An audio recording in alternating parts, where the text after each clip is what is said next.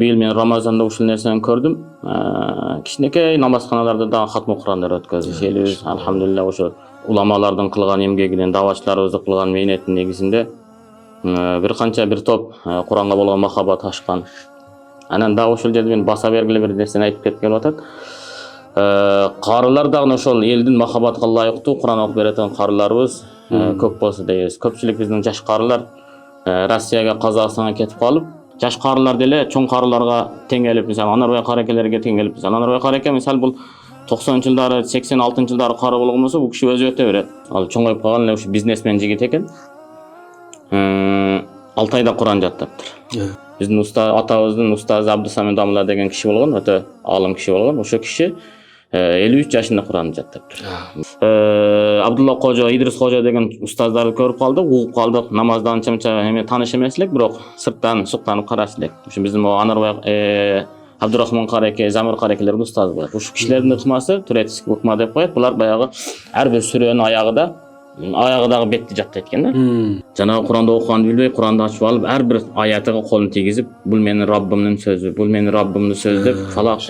Бизде азыр Курандар чаң басып жатат, эч ким окубай атат го. Мечиттерде чаң басат, Куранга эч ким көңүл бурбайт, маани бербейт. Бул Босния өзү өтө эле дин өнүкпөгөн, бул Куран деле аз болгон, мусулмандар санактуу болгон жер экен да өзү. Мен барбаганда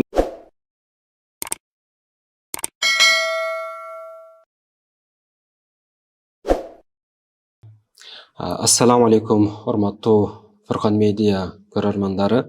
Биздин бүгүнкү чыгарылышыбызда мусулмандардын китеби болгон Курани Карим жөнүндө болмокчу. Биздин бүгүнкү коногубуз устазыбыз Молдо Шакир Дамланын уулу Мухаммад Кары Эргешев.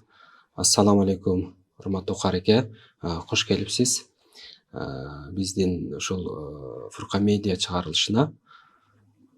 Алейкум салам ва рахматуллахи ва баракатух. Алла разы болсун, ушул Рамазан артынан ушул Куран жөнүндө кайра эле ушул мусулмандарга Куранды эмесини унуттурбай, кечээ күндөрү Рамазанда хатмы Куранга турдук.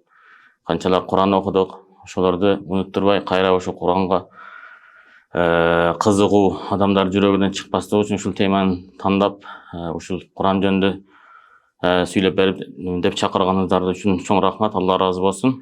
Бирок мен өзүмдүн эмемдин жекече оюм менен айта турган болсом, бул Куран жөнүндө сүйлөш бул чоң уламалардын, чоң каракелердин устазыбыз Анарбай караке, Асылбек Рахматулла каракелер, Абдухалык, Имамалы каракелердин орду болсо керек. Мен бул жерде өзүм бир аз ыңгайсыз болуп атам бул суроолорго жооп бергенге.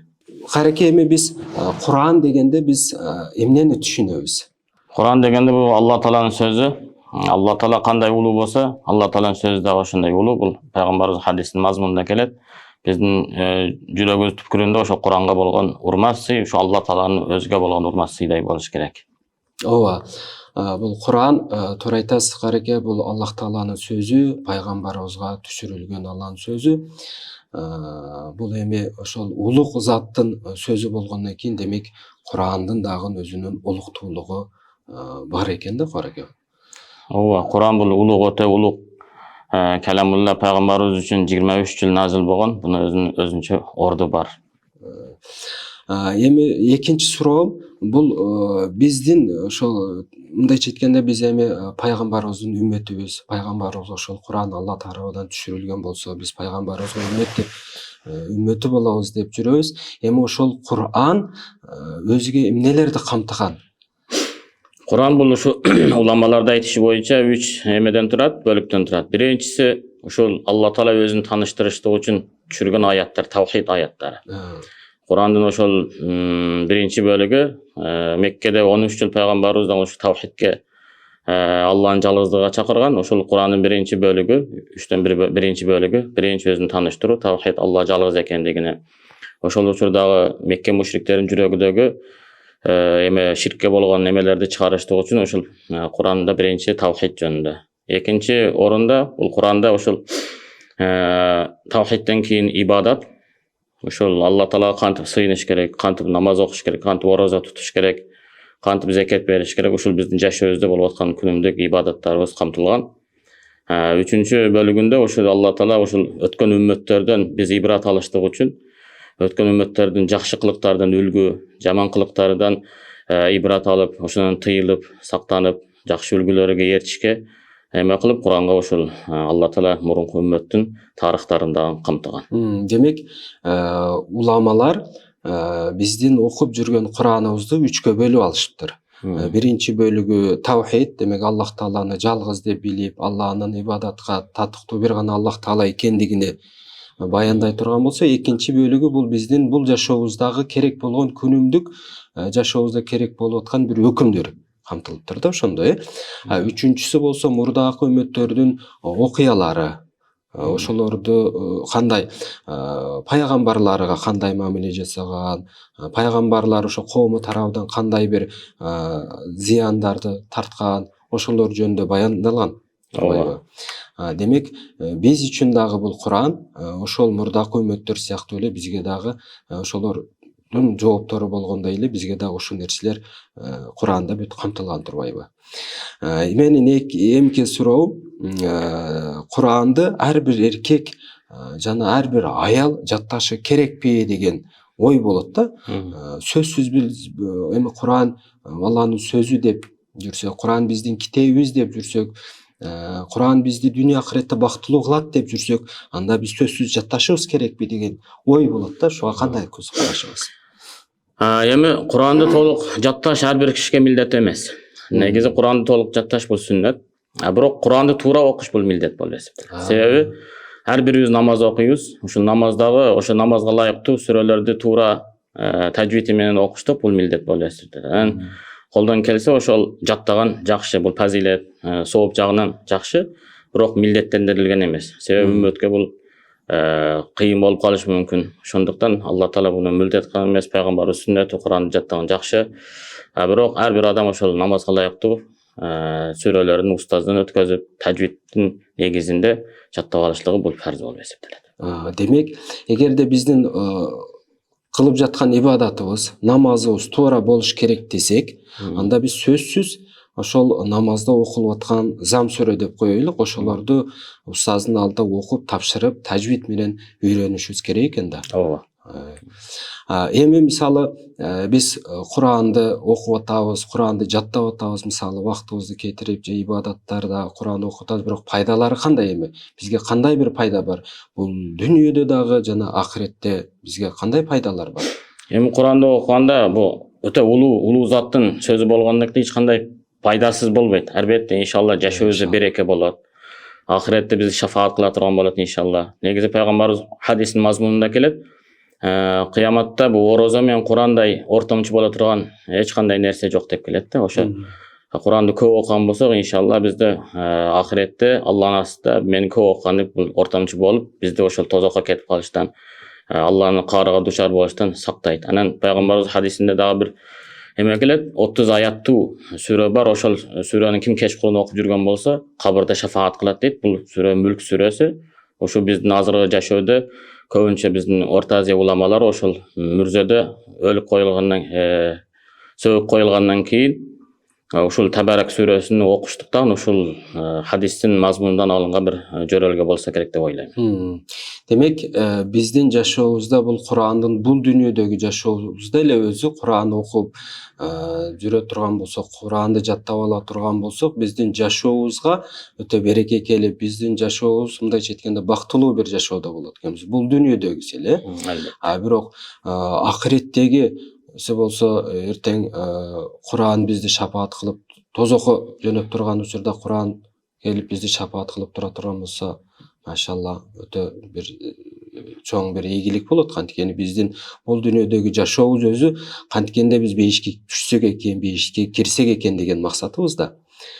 Туура айтасыз Караке, бул Курандын пайдалары мындай караганда баягы хадисте да келет го, пайгамбарыбыз ким Куранды окуса, ар бир сөзүнө эмес, ар бир тамгасына 10 сооп беремин. Алиф лам мим бул бир сөз эмес. Алиф өзүнчө бир тамга, буга 10 сооп деген пайгамбарыбыздан хадистер келет го. Демек, эгерде Куранды биз толук окуй турган болсок, иншаллах өтө көп сооп болот экен, эгерде Алланын ыраазылыгы үчүн окусак. Мынеки алхамдулилля жакында орозо да бүттү, орозодо эми канчалаган үмметтер, мусулмандар, момундар Куран окуду, намазда туруп хатым кылдык.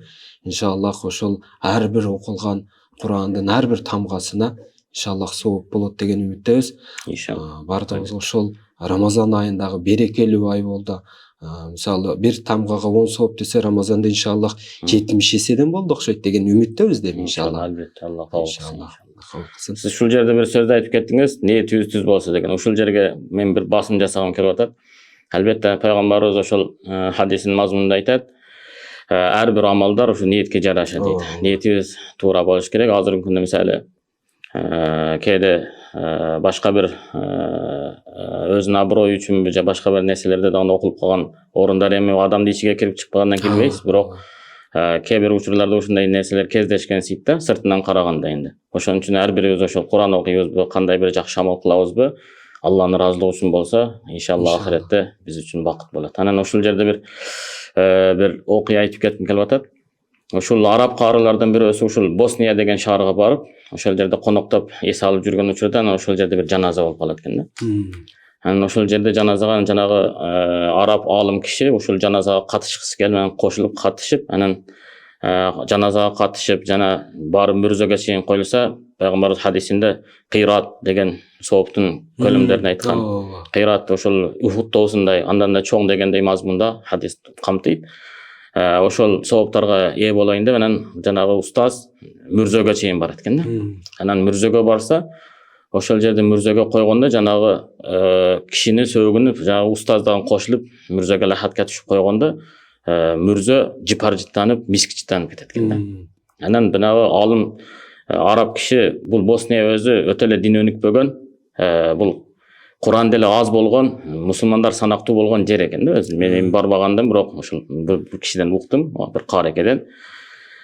Ошондо жанагы араб алым киши сураштырат экен, аялынан сураштырганда, аялы бул күйөөңүз эмне жумуш кылат эле, мынчалык мен таң калып атам, бул мындай мүрзөгө койгондо мискичтанган бул бактылуу кишинин белгиси го өзү негизи.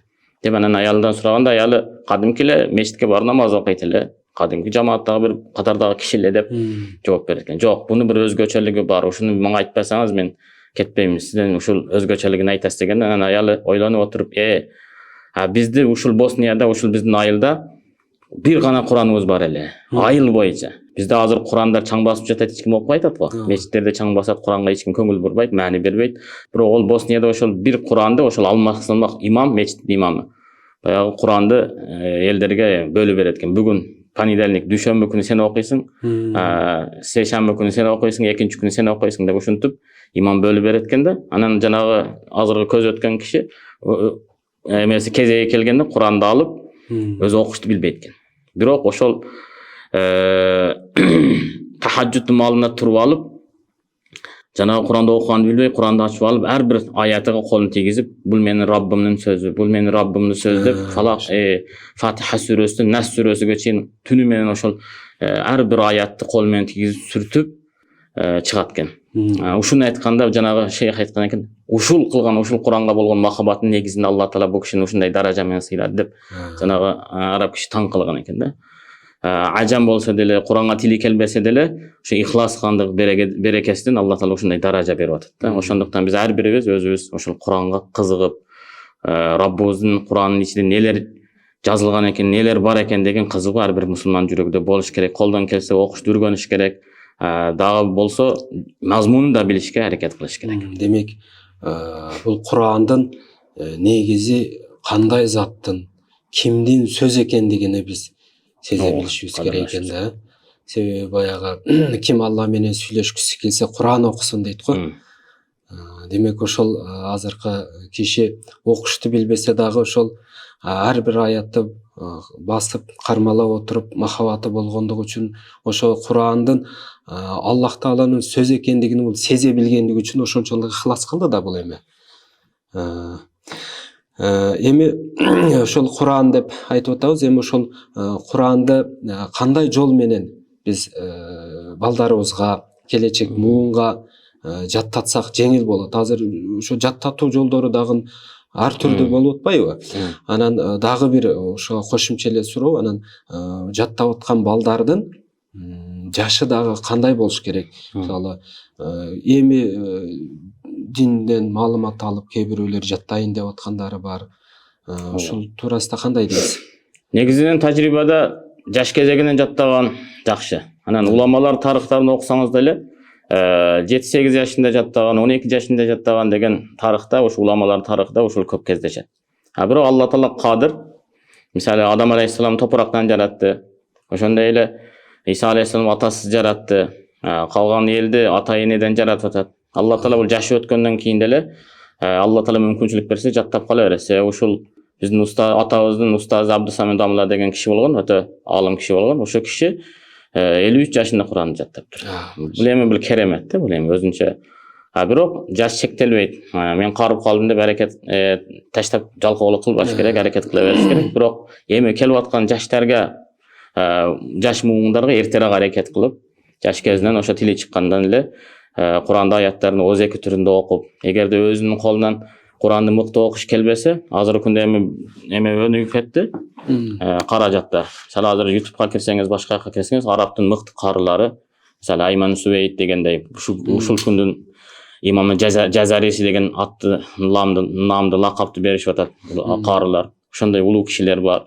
Андан тышкары Макраату Шамия деп, мисалы мен өзүм көп угам, ошол Макраату Шамияда Усман Абдукадир деген киши бар. Ошол жаштарга, ошол шагирттерге Куранды талкин кылып окутат. Ошого окшогон чоң карыларды жаштарга кырааттарын угузуп жаттатсак жакшы болот. Себеби жаш кезинде баягы тилдин келиши жеңил болот да. Жаш баланы кайсыл жакка бурмаласаңыз, ээрчигендей Куран жагындагы тили жеңил болот дагы. Ошол өзүңүз Куранды жакшы билбесеңиз, ошо балдарга ошол чоң карыларды, кырааттарын угусаңыз, жаштыгынан тажвидке тили лайыктуу болуп чоңойсо, өтө пайдалуу болот. Демек, бул Куран жаттоодо жашында жаттаганы жакшыраак экен. Баягы биздин өзүбүздүн айтат го, жаштыкта жаттаган бул ташка, тамга баскандай деп эсинен чыкпай турган деңгээлде болот экен. Бирок менин жашым өтүп калды, жыйынтыктай турган болсок, ушул жыйынтыкка тыянакка келип атам да мен.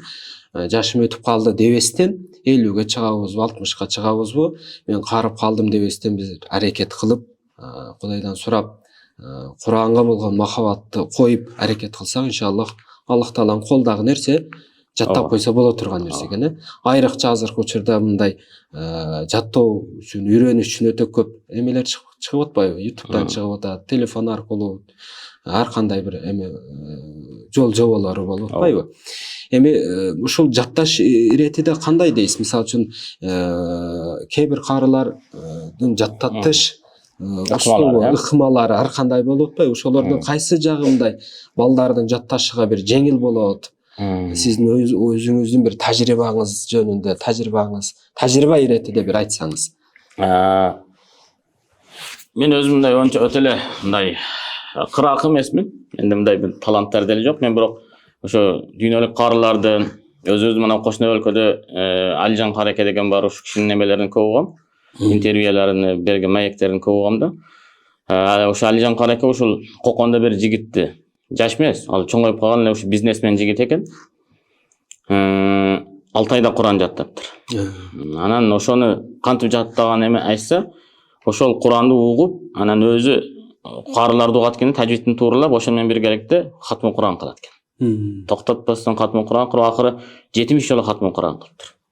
Анан ошондон Алижан Каракеге келип айтат экен, мен ушул 70 жолу Куранды хатмы Куран кылдым, не кылсам болот дегенде, аны тез жаттаңыз деп эме кылат экен. Ошондо анан жатташты баштаганда 2 айда 10 пара жаттаптыр. Анан кайра 2 айда 10 пара, 20 пара. Анан ошентип кыскасы 6 айда Куранды толук жаттаптыр да. Азыркы күндө ошо Алижан Караке айтып аткан көпчүлүккө таргып берип атат ушул сунуштучу. Бул мындай карасаңыз чоң кишилерге деле да. Мисалы соодагер болсо, офисте отурат бизнесмендер, ошо стөлдүн үстүндө эле, телефондо деле уже Курандар чыгып атпайбы? Куранды окуй берсе, баягы канча көп окуса, Куран тилге жеңил боло берет. Ушуну көп Алижан Караке сунуштап атат. Анан негизи биздин Орто Азияда мурун жаш балдарга биздин ошо устаздардан болуп келген мындай жол санак деп коет эле. Ошол бир аятты ошол биздин устаз Анарбай Каракен мен бир угуп калганым бар. 250 жолудан, биринчи жаттаганда 250 жолудан бекен кайталадым же 350 жолданбы кайталадым деген. Ошо илгерки биздин эски устаздардын ыкмасы ушул Куранды жаш балдарга көтөргүзгөн эмес. Көтөргөн деген ошол ар бир параны толук жаттап устазга айтып берүү да, алдай эмес. Күнүмдүк жарым бет жаттаса, ошо жарым бет сабагын 350 жолу, 250 жолу. Бир бет болсо, ошо бир бетти ошентип санак ретинде жаттаган. Анан кийинчерээк биз могу Бишкекке келип, могу эмеде могу Кой Ташта Абдулла Кожо, Идрис Кожо деген устаздарды көрүп калдык, угуп калдык. Намаздан анча эме тааныш эмес элек, бирок сырттан суктанып караш элек. Ошо биздин могу Анарбай Абдурахман Кареке, Замир Карекелердин устазы болот. Ушул кишилердин ыкмасы туретский ыкма деп коет. Булар баягы ар бир сүрөнүн аягыдагы бетти жаттайт экен да. Сүрө паранын аягын. Анан ошо бойдон аягына чейин, наске чейин түшөт. Кайра кийинки жаттаганда баягы акыркы беттин бул жагын жаттайт. Ошо бойдон түшөт. Окуп бергенде жанагы наркы биринчи жаттаганы менен кошуп окуп берет да. Ушинтип отуруп бир где-то бир 2 жылга жетпегенде Куранды толук бүтүрөт экен. Ошону менен биргеликте жыйналып калат экен Куранчы. Ушул метод дагы менимче бир оңой болсо керек. Себеби бул Куранды акырын жаттайсыз. Кийинки параны ушинтип жетесизби? Кийинкисинде бул бетин жаттайсыз. Ушинтип Куран өзү 20 барактан турат да. 20 барагыңыз бир беттен кеткенде бир беттен жаттаган адам ушул 2 жылга жетпеген убакытта Курандын башына чыгып калса, уже бир парадан окуп бере турган деңгээлде. Негизи биз мурун жаттап, анан бир жаш балдар аягына чейин жеткенден кийин анан кайра башына чогултуп баштайт элек. Ошо бир пара болгондо, бир пара биринчи бир руба деп коет, 2 барактан окуйсуз. Кийин жарым пара болгондо жарым параны чогултуп окуп бересиз. Кийин 7 барак болгондо дагы чогултуп устазга окуп бересиз. Анан бир пара болгондо бир параны устазга чогултасыз да, кийин эки.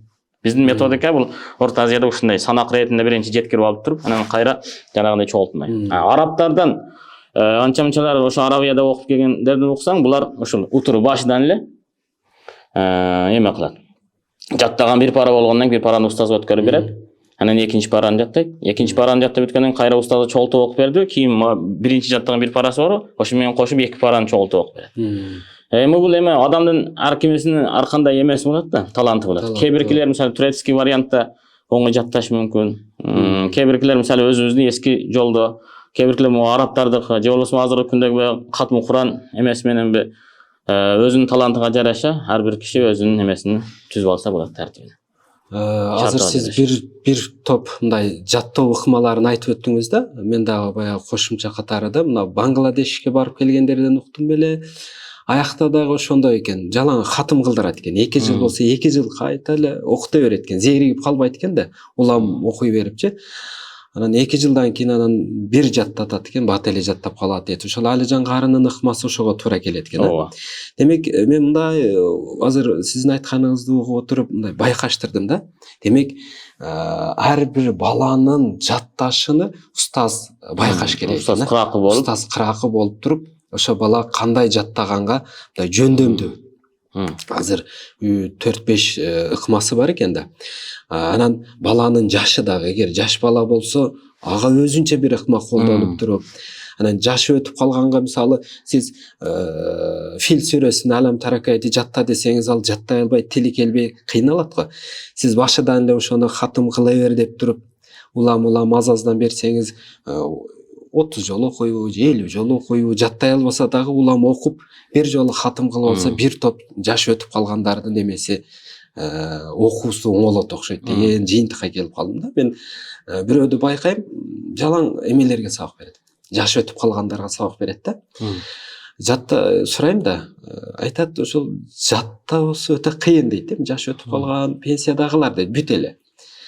Анан жаттаганга өтө кыйналат, ошого дейт мен башыдан эле салып коем дейт. Улам окуп берем дейт. Анан ким канчалык окуй алса, ошончо окугула деп хатым катарында бөлүп берем дейт да. Арасынан бирөөсүн шайлап койгом, ошо бөлүп берет дейт. Анан сен окуп болдуңбу деп сурайт дейт. Улам баягы окудуңбу деп сураган сайын баягы эме кылып, намыстанып болсо дагы ошону окуп, ооба окудум дейт экен дейт.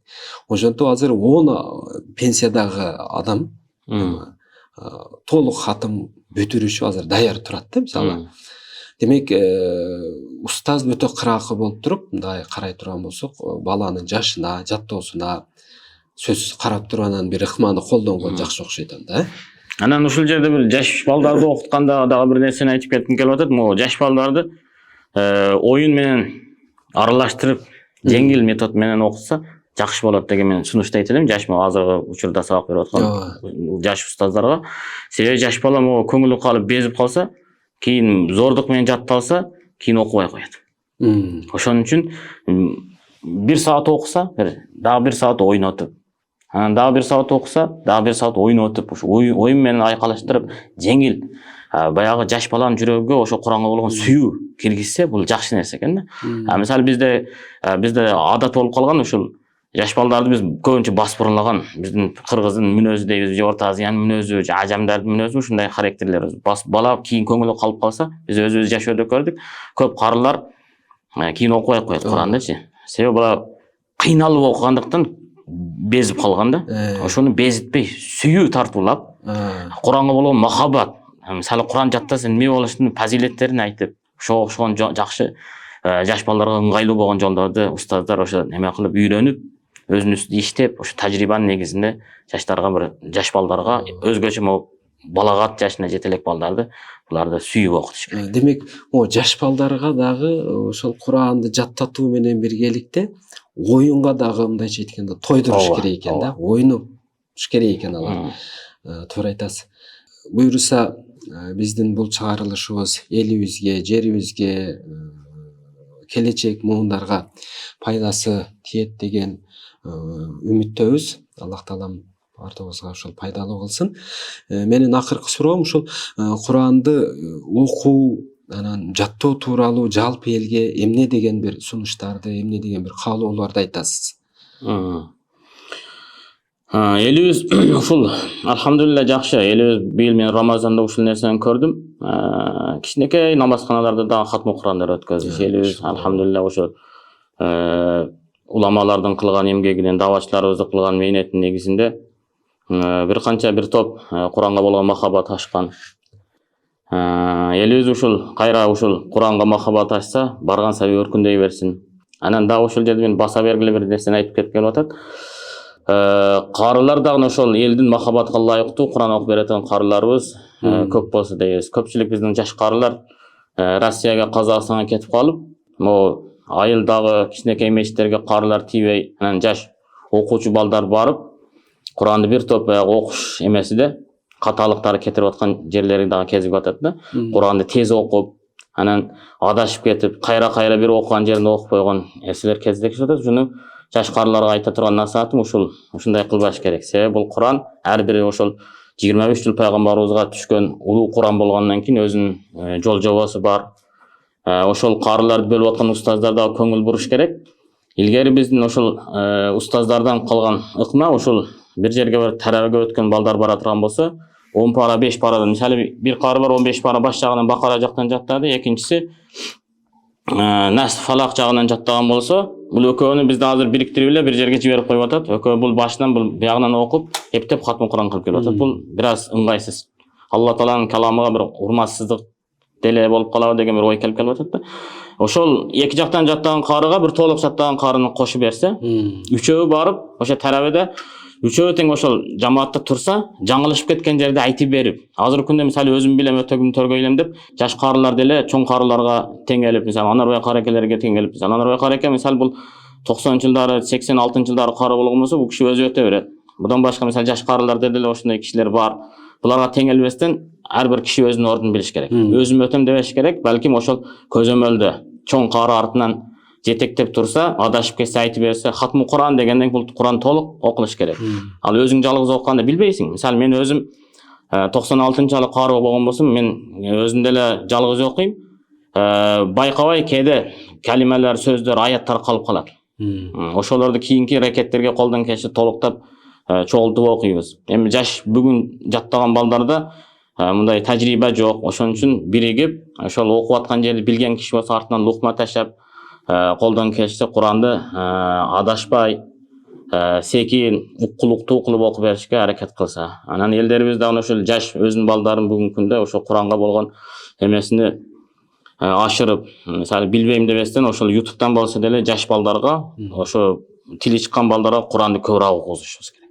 Үйүбүздө Куран көбүрөөк угулуп турса, жаштарыбызга ошо сиңсе, Биздин мурунку муундарда көпчүлүк мисалы тажвидке тили келбей жашы өтүп калгандан кийин жаштайынан Куранды көп угуп, ошол Куран сиңсе жаш балдар тили оңой келет да Куранга. Ошентип кийин окуса деле тажвид жагынан баягы ката кетирбешке бир жол түзүлүп калат деп ойлойм да. Алла разы болсун Кареке. Биздин элибизге келечек муунга бир көп пайдалуу сөздөрдү, бир жол жоболорду биздин Кураныбыз Алланын сөзү деп жүргөн Куран жөнүндө бир кыскача жакшы жеткиликтүү маалыматтарды бердиңиз. Эмне демекчибиз? Аллах Таалам бардыгыбыздын ошол Куранга болгон махабатыбызды арттырсын. Куран менен жашаштыкка Аллах Таалам баарыбызга мүмкүнчүлүк берсин. Баарыбыз ошол өзүбүздүн келечек муун болгон балдарыбыз болобу, кыздарыбыз болобу ошолорго Куран жаттатышты. Куранды мүмкүн болсо Куранды өзүнө эле жаттатып койбостон, балким ошонун мааниси менен үйрөтө турган болсок, иншаллах биз элибиз, жерибиз, мамлекетибиз оң болот деген үмүттөбүз. Алла разы болсун Кареке. Алла разы болсун. Сыйлап чакырганыңыздар үчүн рахмат. Жазакумулла.